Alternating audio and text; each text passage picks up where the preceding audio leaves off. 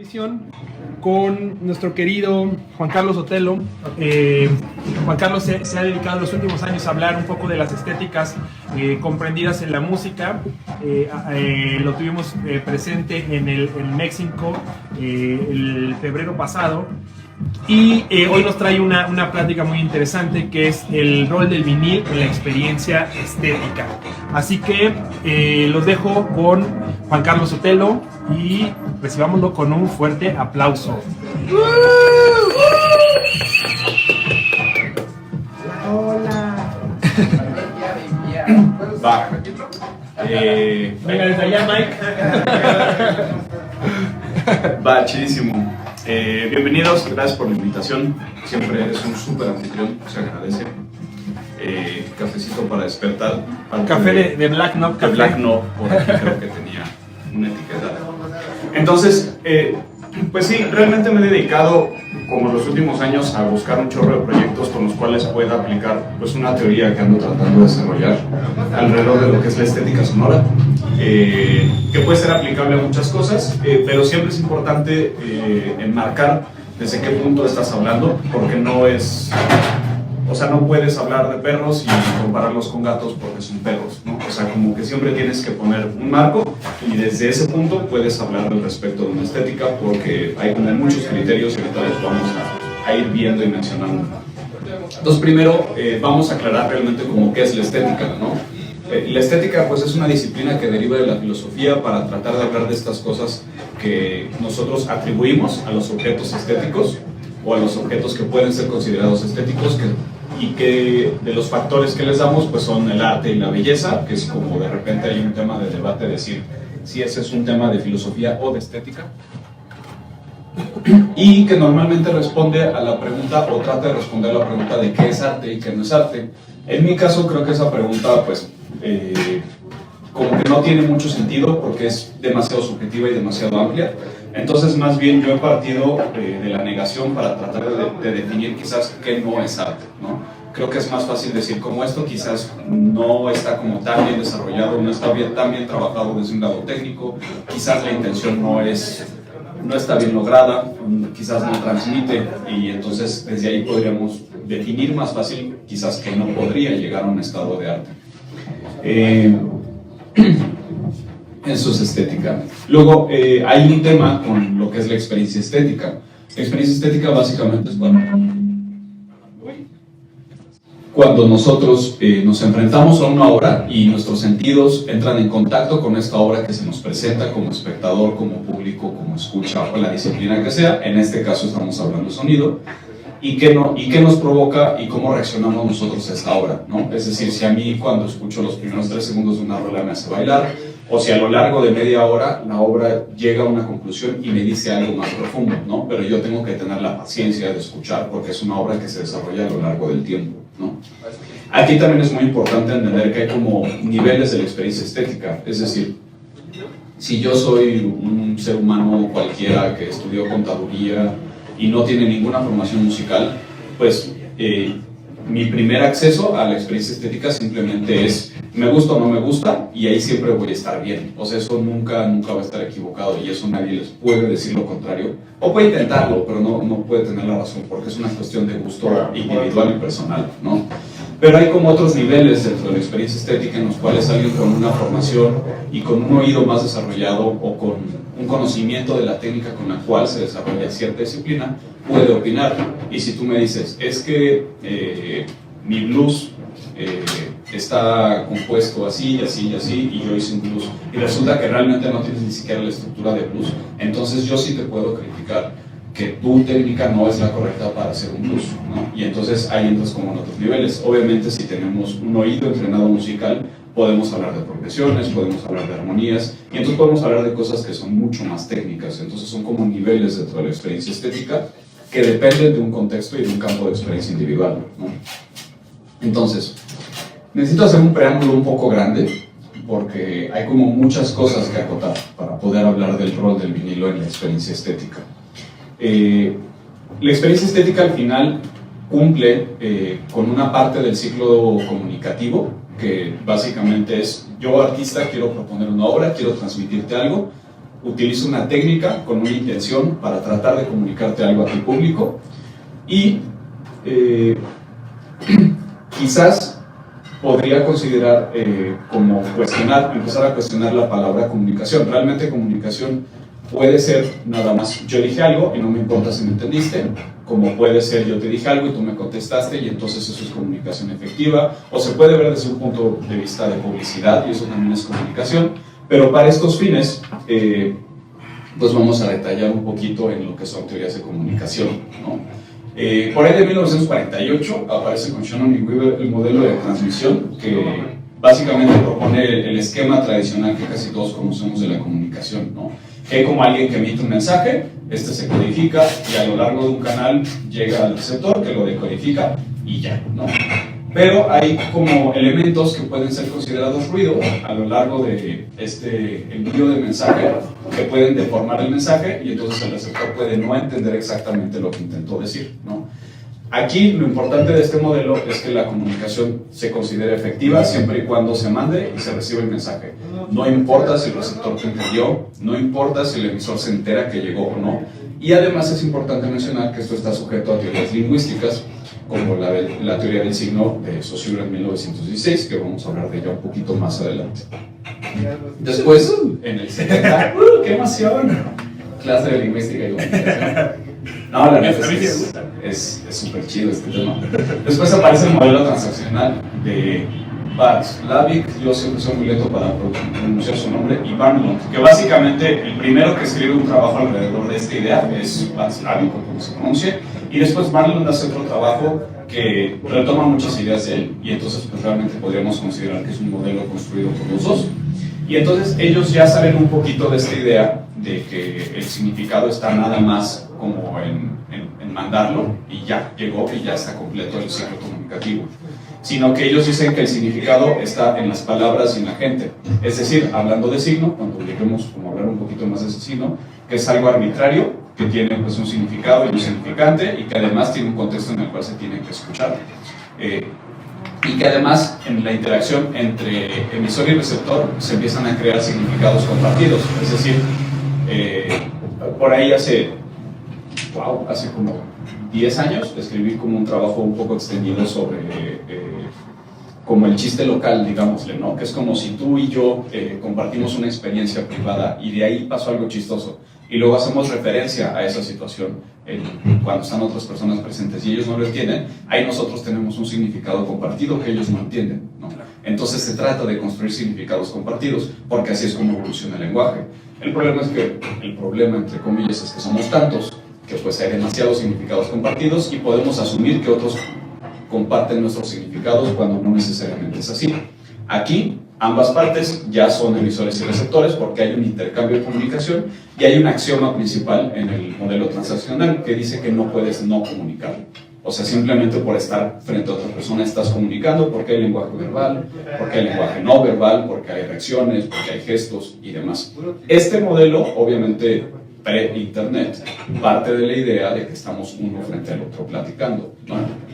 Sí, entonces, o del emisor, ¿no? Digamos, del emisor radial. Exactamente, ¿no? Y parte como de esta idea de que sí hay como también un gusto y un interés por interactuar, no nada más estar así como parado escuchando el monólogo de una persona, ¿no? Porque si hablan dos, pues se vuelve un biólogo. Chiste que me encanta el elogio.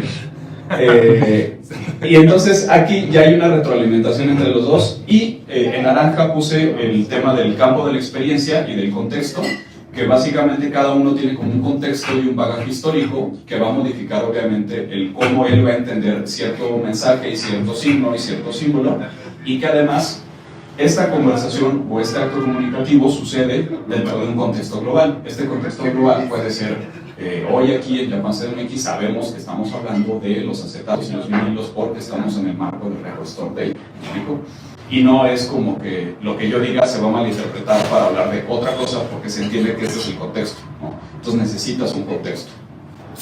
Y después por ahí del 99, casi en el 2000, aparece un modelo constitutivo que propone algo que creo que aquí es donde las teorías comunicativas se ven débiles, porque simplemente dice, bueno, la comunicación crea nuestro entorno, sí, pero esto es básicamente una réplica del modelo de Sapir-Whorf del relativismo lingüístico que aparece en el siglo XIX. Entonces llegó como 100 años tarde esta teoría de la comunicación y no se enteraron que ya existía, ¿no?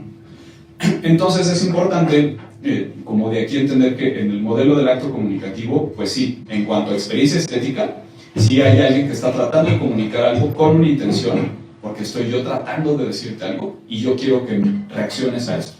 Ahora, esto lo vamos a llevar después del siglo XXI porque sabemos que no porque el artista X imprima un acetato y lo mande a una tienda, él no va a saber cómo reaccionan las personas en la tienda. No es tan fácil, pero lo vamos a llevar al siglo XXI. Y entonces, en teorías del lenguaje, tenemos que hablar un poquito de lingüística, que básicamente nos dedicamos a hablar de la estructura de un lenguaje.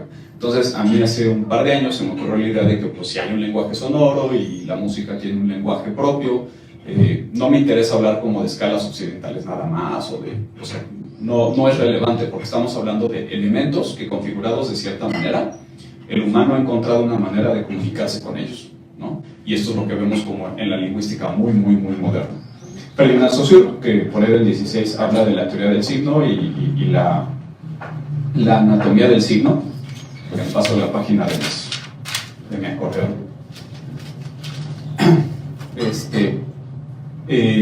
Habla como de una cosa que es el significado y una cosa que es el significante. El significado es aquello que nosotros podemos referirnos en el mundo real, que puede ser un tripié, y el significante es simplemente una secuencia de sonidos que nosotros podemos asociar a ese objeto, que puede ser, pues, es bastante arbitraria porque pues, así se dio, ¿no? Simplemente no hay nadie que haya dicho, y se va a decir así, y todo se amuela, ¿no? Entonces es bien interesante eso. O además sumarle el tema del significante, por ejemplo, el Manfrotto, que ya es la marca de...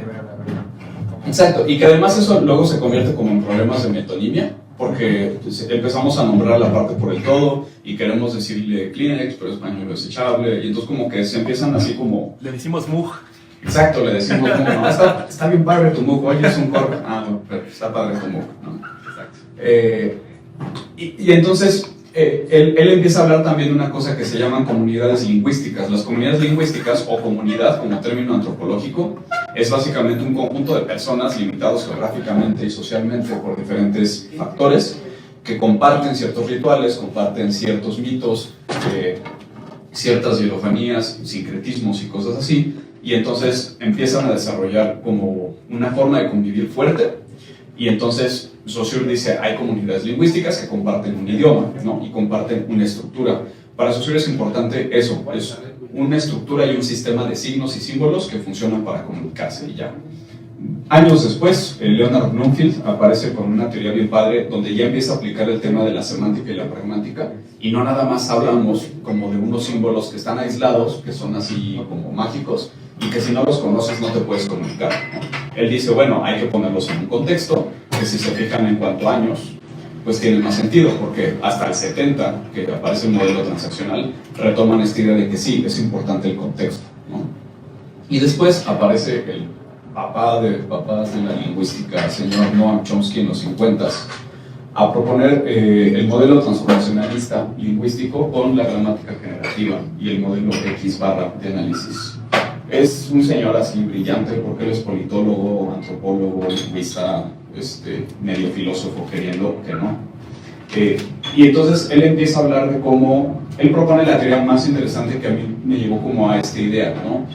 Se supone, según él, que con solo 7 elementos configurados con diferentes reglas en cuanto a fonética y a sintaxis, construimos todos los lenguajes humanos posibles, es decir, sujeto, verbo, adjetivos, modificadores de sujetos, modificadores de otras cosas. Y eso es como súper interesante, porque si lo pensamos musicalmente, realmente tenemos como una serie de notas, una serie de intervalos que pueden ser o no intervalos, que nos llevan configurados de diferentes maneras, que pueden estar distribuidos en diferentes instrumentos, a una serie de, pues de resultados de lenguajes musicales, ¿no? Y eso es súper interesante. Este es simplemente un análisis de una oración, por poner un ejemplo. Entonces, hasta arriba del lado es el significado de la oración, luego tendremos lo que sería sujeto y predicado, que aquí ya se llaman sintagmas nominales y sintagmas verbales, y todos sus modificadores, que no los voy a cubrir con súper detalles lingüísticos. Pero esta teoría es la que en verdad propone como una transformación absoluta en cómo se genera el lenguaje desde un punto de vista superestructural. Y entonces entramos a hablar de la estructura profunda y la estructura superficial. La estructura profunda es esto, es cómo tenemos como ciertos elementos en el esqueleto que se van configurando y moviendo de diferentes maneras para poder generar como muchas superficies aparentes para que diferentes grupos, comunidades lingüísticas, las vayan manipulando y las vayan pudiendo utilizar para crear una identidad propia, ¿no? Entonces, hasta ahí creo que vamos bien. Denme un segundo de que tomo agua.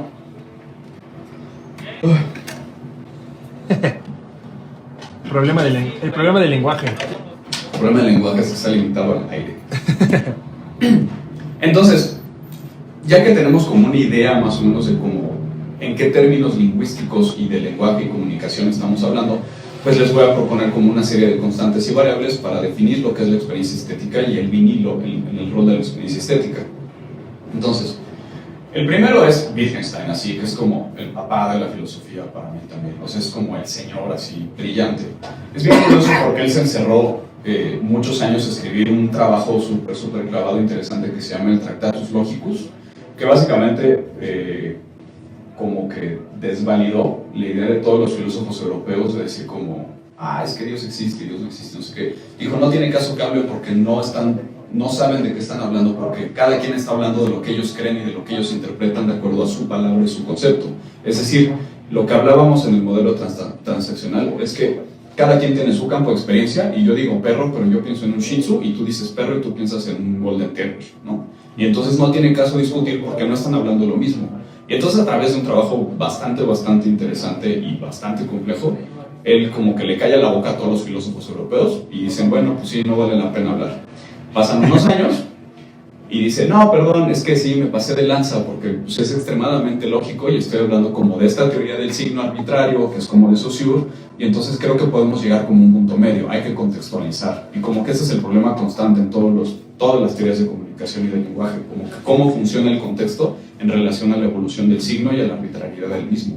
Y en el tema también, por ejemplo, decir yo soy DJ, ¿no? Exacto, ¿no? Y aparte DJ puede significar tantas cosas, depende de cómo lo digas, ¿no? No es lo mismo que lo diga Jeff Mills, ¿no? A que lo diga alguien más, ¿no? Por no decir nadie. Saliste bien librado. Sí, hay que estar prevenido para esas preguntas.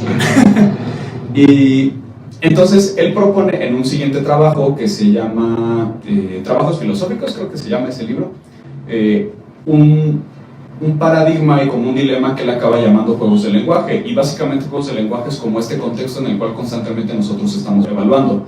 Y por ejemplo, el problema como más sencillo, si mi pareja me dice, es que ya no pasas tiempo en la casa, el juego de lenguaje que esa persona está jugando es el juego de, es que no me siento apreciado y siento que te extraño, pero no sé cómo decírtelo. Y entonces nosotros tenemos que aprender cómo cada quien construye sus juegos de lenguaje de acuerdo a sus contextos y a sus intenciones, pero es un problema porque es un juego.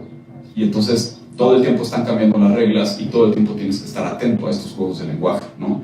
Y se vuelve como un tema súper grande. Además de que Wittgenstein es como el primero en verdad establecer como de una forma como muchísimo más fuerte la idea de que existen imágenes en nuestro cerebro que nosotros asociamos con secuencias fonéticas o secuencias escritas, que si yo digo rojo, pues sabemos que no necesariamente estás pensando en el mismo rojo que yo, ¿no? Claro. Y entonces él establece que esto es un problema en los juegos de lenguaje, porque no importa lo que yo diga, es muy difícil para mí saber si tú estás entendiendo el mismo referente que yo estoy intentando decir. Claro, y además podemos entrar en el tono poético o en el tono del lingo, ¿no? Exacto. Y eso es juegos de lenguaje, ¿no? Como qué chido o qué chafa. Exacto. Y hay una frase que a mí me encanta de un psicólogo que creo que era funcionalista, no me acuerdo ahorita del nombre, que decía que la comunicación es un acto de fe, porque yo solamente puedo esperar estar diciendo lo que creo que quiero decir, porque hay como una cosa que es el concepto en la cabeza y luego cómo lo construyo para que tú entiendas lo que yo intenté decir con tu contexto. Entonces es un acto de fe, porque yo lo digo y espero que me entiendas, ¿no? Así, de verdad espero que me entiendas. Otra constante que es importante para este marco es eso, lo que decía de David Hume en su libro de Standard of Taste, que es el gusto no es cuestionable. Ese es como el resumen y el spoiler del libro. O sea, hay como toda una serie de criterios, pero el gusto no es cuestionable porque es personal. Y ya, eso nunca va a estar mal. Luego, hay una constante que es, no estoy hablando de una escala en específico, no estoy hablando de un instrumento en específico, sino que simplemente de un conjunto de sonidos o intervalos frecuenciales que podemos definir como notas, que nos permiten construir una obra. Hasta ahí todo está bien. También que el audio está sujeto pues a la física y a la tecnología de la época, como este dilema de, es que las imitaciones o las modernizaciones del 47 de Neumann suenan bien feos.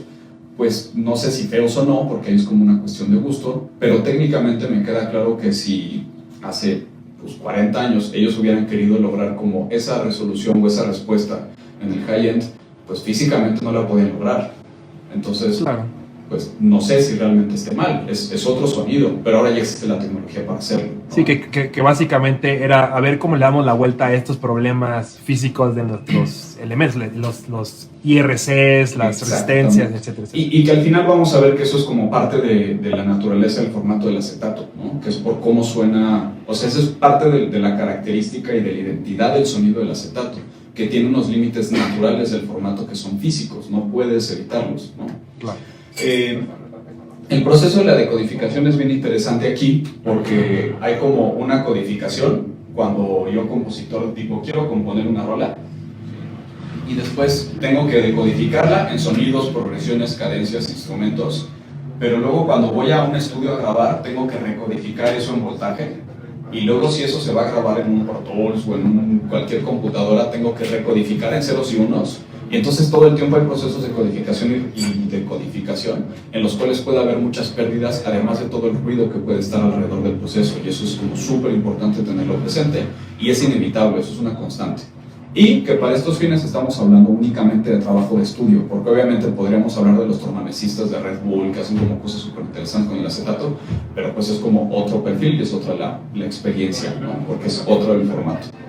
Y variables que son importantes, pues ya dijimos, campo de experiencia, que es como el contexto y la idiosincrasia, el nivel de ruido, en muchos sentidos, que ahorita voy a hablar un poquito de lo que es ruido, sistemas de reproducción, que puede ser, pues no es lo mismo una tornamesa de 500 pesos, ¿no? De quinta mano que ya medio jala, a una tornamesa de audiófilo, ¿no? Pues, tienen como características diferentes, y ni hablar como de los transductores y las bocinas. Modos de escucha, que es un factor psicológico, que básicamente si yo estoy atento escuchando en primer plano o si estoy escuchando en un segundo plano. Es importante también hablar de la variable como un poco cultural, de que no necesariamente estamos familiarizados con todos los timbres, es decir, no todos reconocen un fagot de oído y no todos reconocen las polirritmias de todo el mundo nada más de oído, ¿no? Entonces eso también influye en tu experiencia estética, porque algo que te suene ajeno, vas a decir, ay, está bien extraño, está bien padre, pero no necesariamente lo que es extraño para uno va a ser extraño para otro. Y una cosa que he denominado el ancho de banda cognoscitivo, que básicamente es, hay un límite de cuántas cosas puedes poner atención. Entonces, si tienes una primera escucha de algo que nunca habías escuchado en cuanto a género, instrumentación, proyecto, pues no puedes asimilar todo al mismo tiempo. Necesitas poner atención a X elementos y empezar como a estructurar en tu cabeza, porque así funciona el cerebro humano. Tenemos que ir asociando. Entonces, como que a la cuarta te gusta la de Maluma. Ándale. Como que entiendes el gancho, que está en serio, está divertido.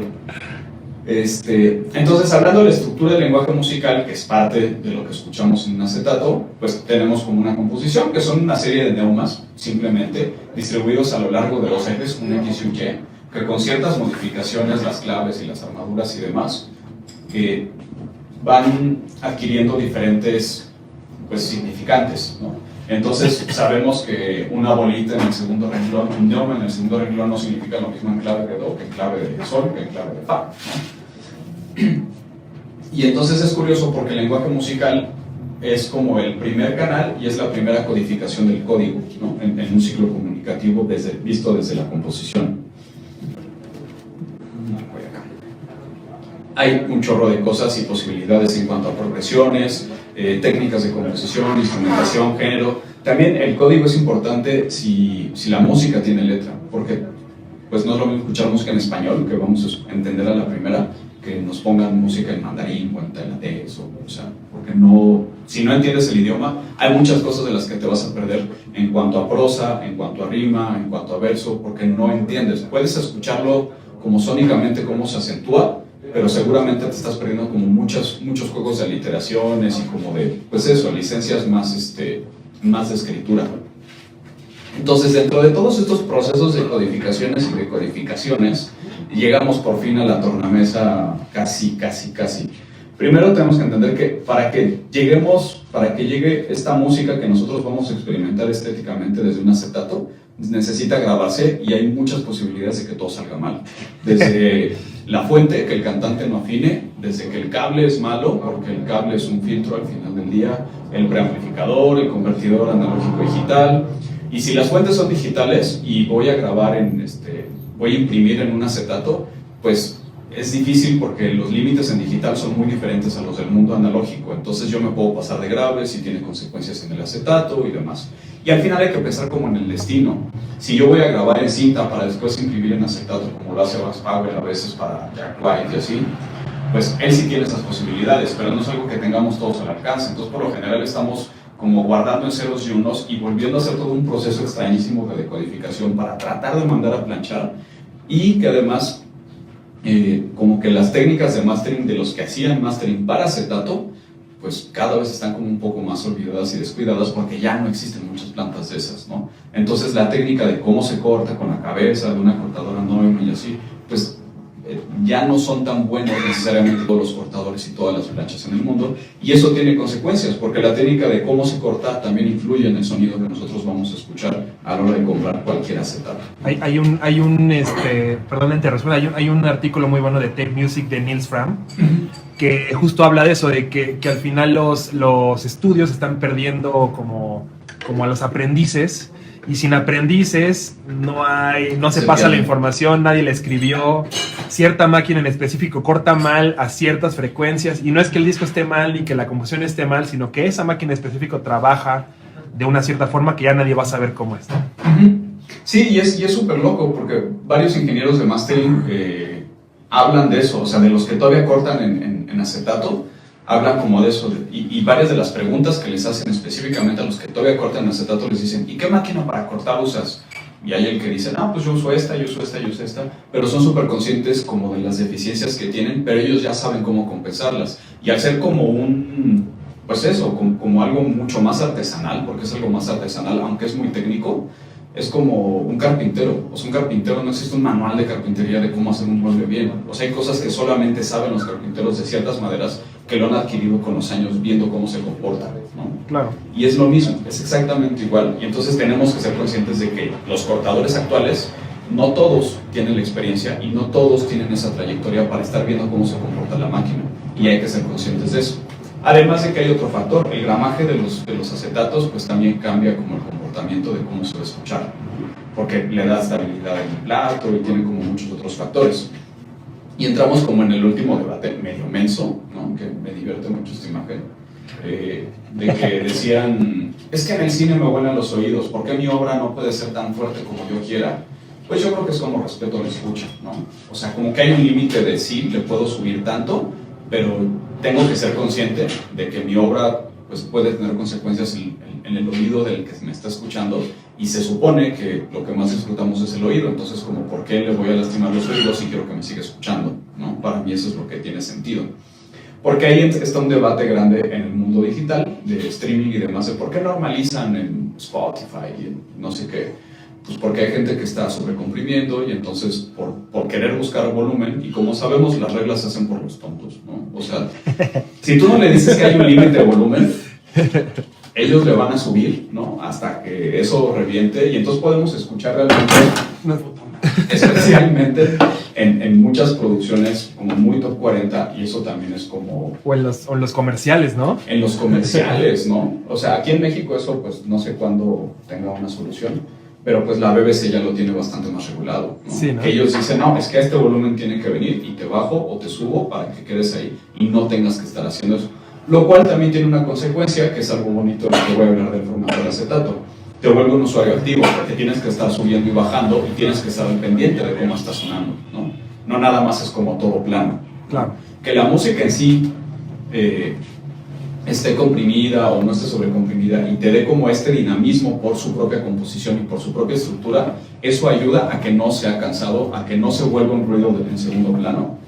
pero eso no significa que la normalización necesariamente sea mala, simplemente es como un límite contra gente necia, ¿no? Que dice, no, súbele, y está distorsionando hacia 15 decibeles, ¿no? Ok, entonces, contextos en cuanto al acetato, ¿no? ¿Desde dónde estamos hablando? ¿Cuál es el contexto desde el que vamos a hablar? Estamos hablando de que culturalmente ya sabemos que las supertiendas gigantes de vinilos ya no hay miles y miles y miles, y por eso existen días como este, ¿no? Del Record Store Day, en el cual hay como una forma de celebrar este formato y esta forma de escucha que al final es un ritual ya, ¿no? Que nos ayuda a formar comunidades, que nos ayuda a formar lazos y nos permite estar en contacto con gente que les gusta escuchar de la misma forma que nosotros. Y eso es como bien bonito, porque al final pues la sociedad vive de rituales, ¿no? Y vive de comunidades y vive de sentirse parte de diferentes cosas. Por más aislados que seamos, nos gusta sentirnos parte de, incluso si nos definimos como fuera de ese montón, necesitamos del montón para definirnos como fuera del montón. Entonces no puedes evitarlo, ¿no? Es una naturaleza humana. Ahora, la familiaridad con la obra, lo que hablaba de, como esto, no es lo mismo una primera escucha de algo a que sea como el disco que ya escuchaste por centésima vez, ¿no? O por 20ª vez, o lo que sea, lo que desea de la forma de escucha. El acetato al final te está proponiendo que cuando tú vas y lo pones y pones la aguja, te vas a sentar a escucharlo.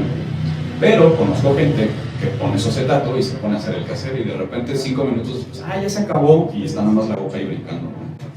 Y entonces es un formato que te propone el ser un usuario bastante más activo y que te propone estar como más en primer plano escuchando lo que está sucediendo, ¿no?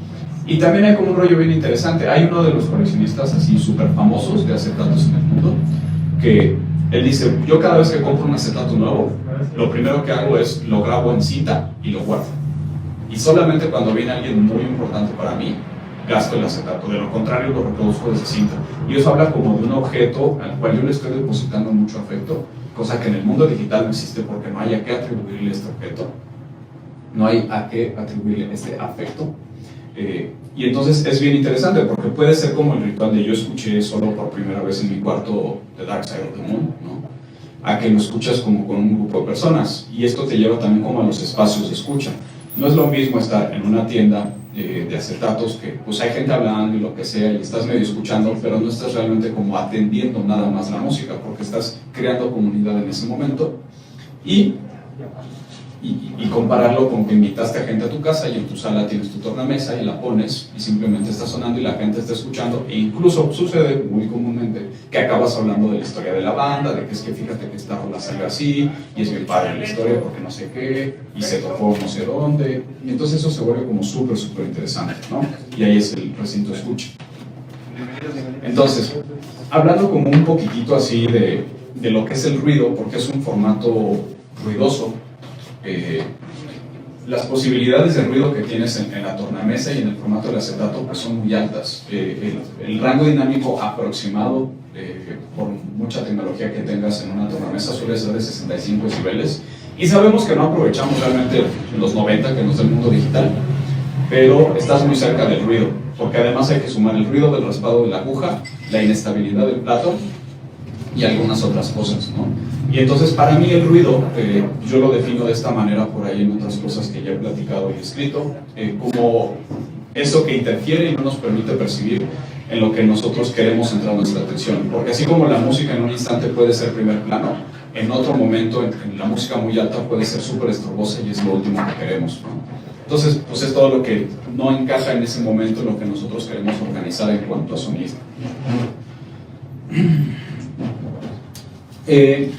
Esto es otro premio. Mira, así me aprendí mi plática, qué bueno. El proceso de codificación, como para la experiencia estética del acetato, es como hasta mágico. O sea, porque cada vinilo tiene como una huella digital. O sea, uno puede ver los surcos y saber que aquí empieza la rola, que aquí hay un break. Y entonces eso lo hace como un formato muy admirable físicamente, ¿no? Uno se vuelve muy consciente de que es un objeto físico con el cual uno tiene que tener cuidado, que no le puedes pasar los dedos recién comiendo tacos, porque el surco se ve infectado, no puedes andarlo raspando, no lo puedes aventar. Entonces uno le da como este valor al objeto que lo hace muchísimo más apreciable porque se vuelve delicado y hasta cierto punto se vuelve frágil, no lo vas a estar tratando pues ahí como una toalla, ¿no? Que la avientas y ya. Y tiene límites naturales. Al final sabemos que las agujas van desgastando con cada reproducción y cada vez que lo escuchas pues vas escuchando como otra definición y otro grupo de frecuencias, ¿no? Entonces hay como una vibración, que esto lo hablaba hace poco con un cuate que es doctor, y pues él es doctor y hace operaciones y pues, ya saben como esas cosas mágicas que salvan vidas. Y él decía, no, es que me parece loquísimo cómo funciona, para mí eso es como mágico, cómo puede algo tan chiquito, la aguja, generar música, ¿no? Y realmente es como, pues, o sea, si lo piensas fríamente, sí es como bastante mágico, aunque tecnológicamente no sea en este punto lo más avanzado del planeta, no deja de ser como algo muy interesante. No sé si ustedes han hecho el ejercicio, pero si uno baja el volumen y la aguja tiene como la suficiente ligereza, como el peso adecuado y la sensibilidad adecuada, se puede escuchar como en un volumen súper bajito lo que está sonando en los surcos, ¿no? Y eso es como súper loco porque sabemos que está funcionando solo con fricción. Y eso es como algo bien bonito del acetato, ¿no? Eso es como algo único, no existe en el mundo digital, ¿no? Entonces un poquito de la anatomía de la tornamesa, que es como el centro de lo que va a generar nuestra experiencia estética, ¿no? Lo que les decía, un 65 dB de rango dinámico, más o menos. El rango frecuencial está como súper debatido porque no depende nada más de la tornamesa, depende de la velocidad a la que esté planchado, que si es 33, 45, 72, y que además depende también mucho como de la velocidad de la maquila y del planchado, ¿no? Porque varios ingenieros de mastering hablan como de una técnica de que ellos imprimen más lento, porque les da más tiempo de hacer más surcos con más detalle y entonces eso logra como una mayor fidelidad, ¿no? Que fidelidad no me gusta, pero en este caso aplica porque es como correspondiente a la época del término. Y es como una técnica como de ingenieros de mastering, como de esa rodada, ¿no? Que dicen, no, pues lo imprimes más lento y si no tienes tantas rolas que meter en el disco, te da tiempo y suena perfecto, ¿no? Y es como un sencillito, ahí está, ¿no? Cabe perfecto.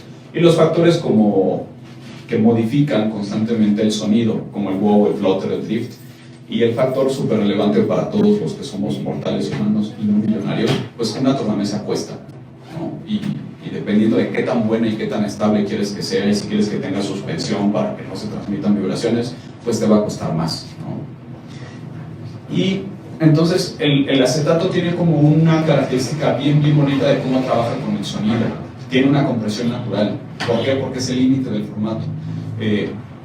Hay una cosa que es como la ecualización RIA que se utiliza para poder imprimir en el acetato, que básicamente es un corte brutal, así, en 50, 500 y 2122 Hz, que se utiliza justo para compensar el espacio que tendrías que utilizar en el vinil para meter estos surcos de frecuencias como súper graves, ¿no? Súper bajas. Entonces, primero tienes que hacer como, o sea, el ingeniero de mastering hace como esta ecualización para poder meter estas frecuencias y después a la salida con el amp de fono que todos conocemos, y por eso hay amps fono aparte, que son Manley, que son otras marcas, tienen como este corte que compensa, entonces vuelve a rebalancear la señal como en la cantidad de la pérdida que hubo en la ecualización a la salida, ¿no? Y esto fue algo que pues, por ahí descubrieron. Además de que todos los amplificadores sabemos que tienen como una distorsión, y entonces todos estos pequeños pasos en los términos en los que expresé ruido, pues son ruido, ¿no? Porque lo que queremos escuchar es la música, no las vibraciones, no el raspado, no flutter, no el wow, no las variaciones de pitch por la velocidad de la tornamesa. Lo que queremos escuchar es la música que está fijada, ¿no? Entonces, para estos términos, eso podría ser considerado ruido. Entonces, el acetato sigue formando y seguirá formando parte como de una comunidad lingüística sonora.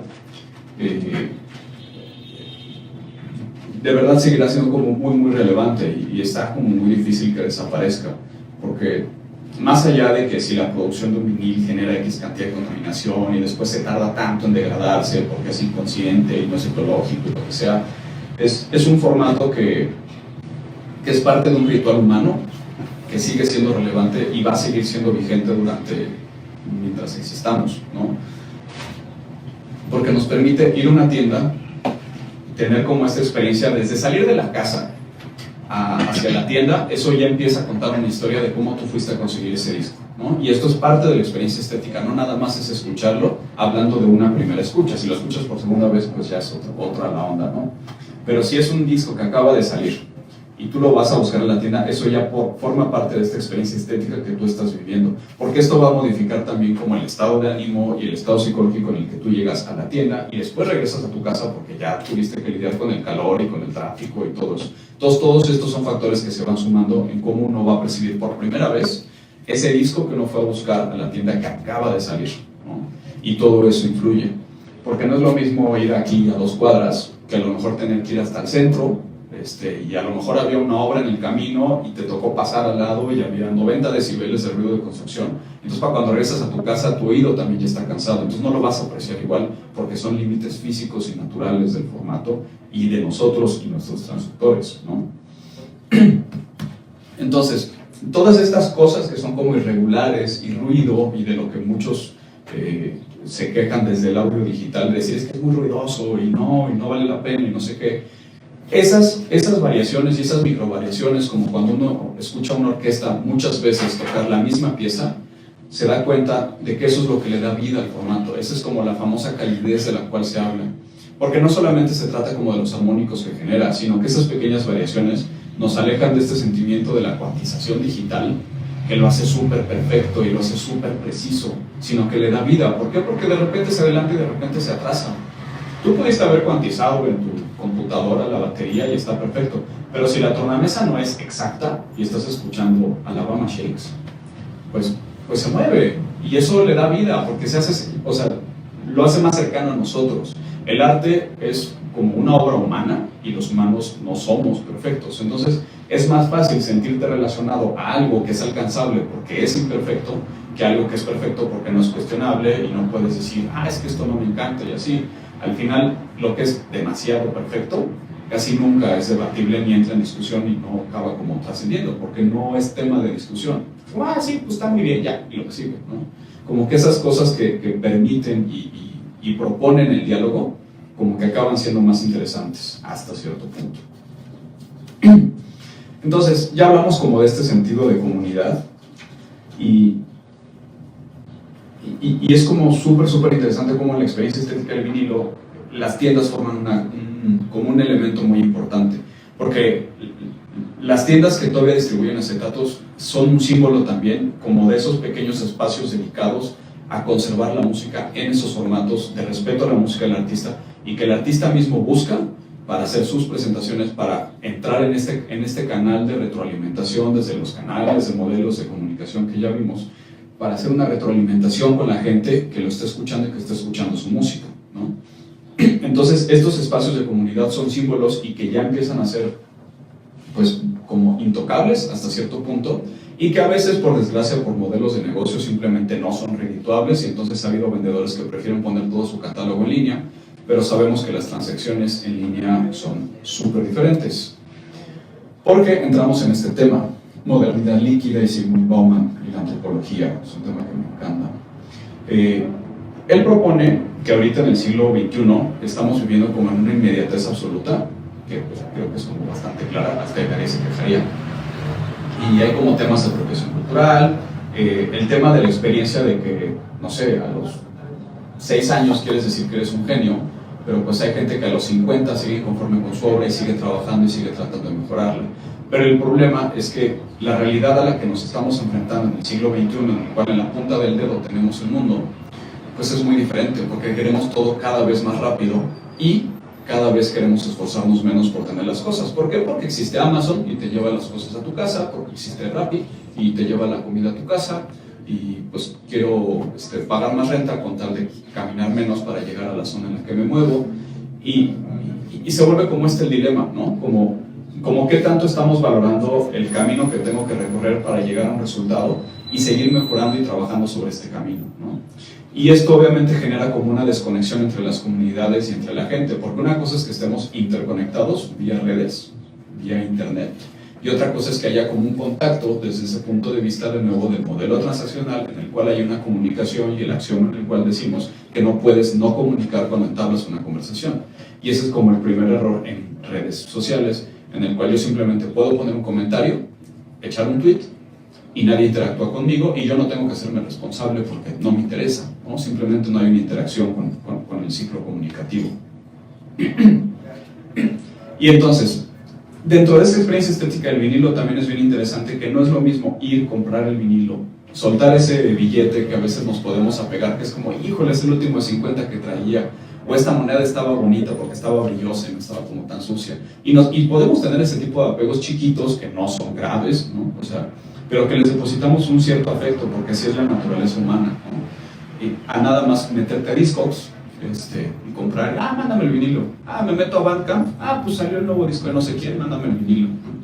Como que hay un proceso muy diferente, que es este ritual incluso de comprar y de ceder el dinero, que al final el dinero aquí lo podemos entender no como pues, una transacción monetaria nada más, sino que cada peso que uno tiene es cuánto tiempo de tu vida tú has invertido en obtener ese peso. Entonces tú estás dando a cambio el tiempo de tu vida para que te puedan dar algo, ¿no? Y eso es como una forma muy diferente de valorar el dinero, ¿no? No es nada más, son 2 pesos, son 3 pesos, son 5 dólares. Si a mí me costó 6 días ganarme 10 pesos, pues voy a pensar mucho en cómo gastarme esos 10 pesos, ¿no? Y entonces el modelo, desde el punto de vista antropológico de la modernidad líquida, de la transacción, pues es bien complicado. Y entonces hay un modelo como el de PayPal, que es que no te cueste y que no te duele la transacción, funciona perfecto y por eso es exitoso, ¿no? Y entonces ya estamos llegando a la conclusión. La comunidad sostiene a los artistas, ¿no? Y estamos en una era en la cual es súper complicado que un artista en verdad adquiera como seguidores como muy leales y muy, pues sí, como que en verdad crean en su proyecto y lo sigan y lo sigan y lo sigan. Y no nada más como de, es que lo vi no sé dónde y a las 2 semanas ya ni te acuerdas cómo se llamaba, ¿no? Entonces, la comunidad construye la plataforma, la comunidad construye el espacio de escucha, la comunidad construye los espacios en los cuales se va a valorar el trabajo de ese artista. Entonces, a veces una sola obra, un solo artista, un solo trabajo, depende de muchas cosas alrededor y de muchos rituales que no dejan de ser una secuencia de actos y como de acciones que evocan, que realzan, que tratan como de, pues sí, como de engrandecer un sincretismo, una hierofanía y como algo a lo cual le queremos dar mucho peso porque para nosotros es importante, ¿no? A través de un lenguaje simbólico evocamos este tipo de situaciones. Entonces, más allá de que el modelo de negocios en cuanto a sistema económico actual funcione o no, el vinilo representa algo muy profundo para la antropología en el siglo XXI, porque representa comunión, representa formas de hacer comunidad, representa comunidades lingüísticas sonoras que se conectan a través de este sonido y de este formato porque entienden que la obra se tiene que cuidar. No nada más es, le doy play en Spotify y ya, ¿no? O sea, como que tengo esto y lo tengo que cuidar porque si no, no lo puedo volver a escuchar, ¿no? Y eso le da como un peso y le da como todo un factor psicológico muy grande alrededor, ¿no? Y hay como un rollo, que esta es como una idea medio rara que traigo ahí, y si algún día alguien encuentra una referencia con la que yo pueda corroborar, estaría padre. Según yo, hay como una similitud muy extraña entre el crackle del vinilo cuando está pasando y hay como polvito y así que hace como, ¿no? Y como este ruido cuando uno está enfrente de una fogata, cómo empieza a crujir la madera y cómo empieza como a moverse el carbón. Según yo, tienen un sonido extremadamente similar y es hipnótico. Lo que es muy interesante es que ese ruido puede pasar a un segundo plano y entonces con esto apaga como todo el ruido que tenemos en la cabeza porque nos acostumbramos a él y entonces ponemos en primer plano la música. ¿Me explico? Porque es como, yo creo que lo hacen, o sea, alguien lo ha hecho en su vida. Poner ruido de fondo casi, o sea, poner como algo de fondo, nada más para poder concentrarse en hacer otra cosa. Y entonces, psicológicamente, cumple como un poco este factor que puede ser como muy interesante. Si encuentran como una relación de algo ahí, estaría padrísimo. Y además, lo que ya había dicho, pues es un formato que te obliga a ser un usuario más activo porque no te aparece un letrero cada 15 minutos. que dice, ¿sigues ahí? ¿No? O sea, más bien de repente escuchas la aguja brincar y es como, ah, sí, sigo aquí, ¿no? Y vas y lo cambias y le das la vuelta, o cambias el vinilo. Y el tema como de la retroalimentación, como por completar el ciclo del acto comunicativo y del lenguaje, es bien padre cómo el formato del acetato puede inmediatamente ser retroalimentado desde las redes sociales y desde lo digital, porque tú puedes ir a comprar el disco y subes una historia de Instagram y dices, te rifaste, está bien chido tu disco, y entonces el artista lo ve directamente, sin importar que no estén físicamente en la ubicación. Y eso es como también parte de la experiencia estética, pero cumpliendo la retroalimentación del ciclo comunicativo para el artista, ¿no? Entonces, nada más, pues, mi frase con la que a mí me gustaría terminar es, pues no solo consumimos, o sea, el acetato creo que lo más bonito que tiene para mí es que no es solamente un consumo, como voy y me compro un helado o me compro una coca.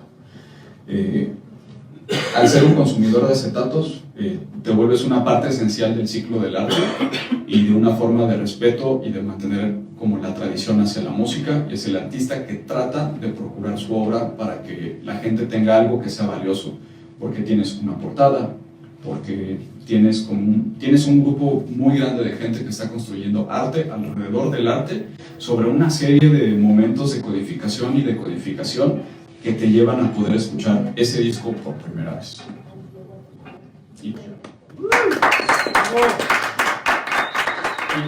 la respuesta